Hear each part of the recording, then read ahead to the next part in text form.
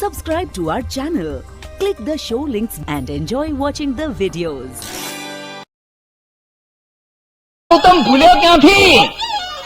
અરે ઇન્દ્ર રાજા ભૂલ્યો ક્યાંથી? નેણથી. મોહીને ક્યાંથી લાગ્યો? નેણથી. ત્યારે એ અહલ્યાને મળવા માટે ગૌતમ ઋષિ સવારે ગંગાજીમાં સ્નાન કરવાના ટાઈમે એનું નિશાન નક્કી કર્યું. બોલ ચંદ્ર, કયા ટાઈમે જાય કે 4 વાગે. કેવી રીતે? એટલે કે 4 વાગે કુકડો બોલે છે.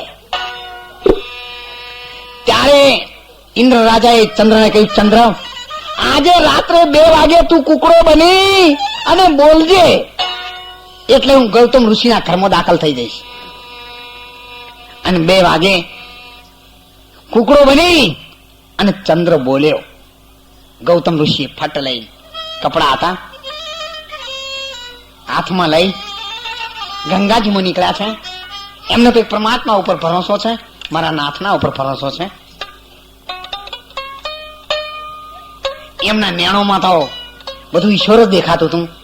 એમની નેણમાં સફેદ એટલું દૂધ દેખાતું હતું. શંકર મહારાજે પણ એ જ કહ્યું છે ને, અરે અંસા નૈના ખરે નૈના બિયાસે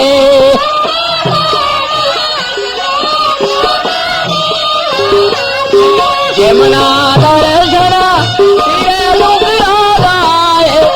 લગરેવા સંતાને.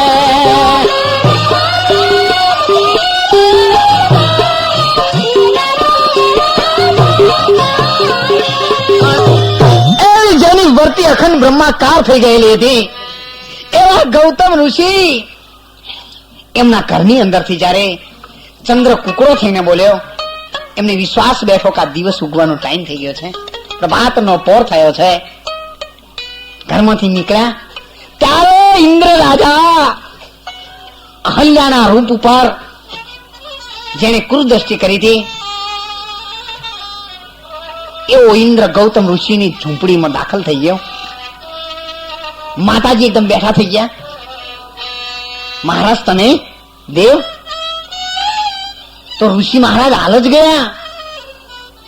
એમને એવો કોઈ ખ્યાલ ન હતો કે ઇન્દ્ર શા માટે આવ્યા છે. એમના અંતરમાં એક જ ભાવ હતો કે મહારાજના દર્શન કરવા માટે આવ્યા છે. સમય ભૂલી ગયા છે, એમને ખબર નહીં હોય. એમણે કહ્યું, દેવ તમે બેસો. મહારાજ શ્રી સ્નાન કરવા માટે ગંગાજીમાં ગયા છે, હમણાં આવશે. એમને પણ આપના દર્શનનો લાભ મળશે. પણ આ ભાષા ઇન્દ્ર સમજી શકતો નહોતો. કારણ જેને કભૂતિમાં મારા કાને સંગત તેને શું કરે.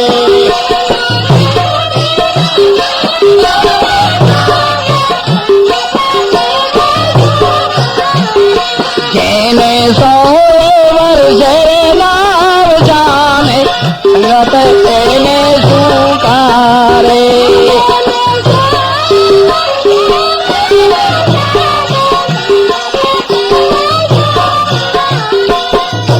અરે દાસી વાહે દરબારમાં અને જેની રાણીઓ સાથે છે પ્રીત, પણ દાસી નો દાસી પણ ના ગયા.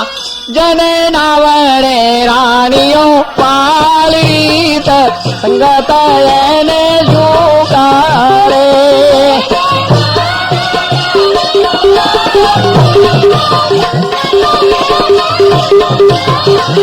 કેમને ના વડે રાણીઓ પાળી સંગત એને શું કરે.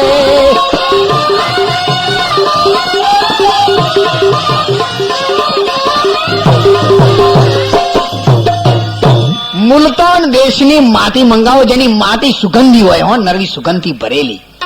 મુલતાન દેશની માટી મંગાવો અને એનો મૂળિયા દેજો તમે દાટી.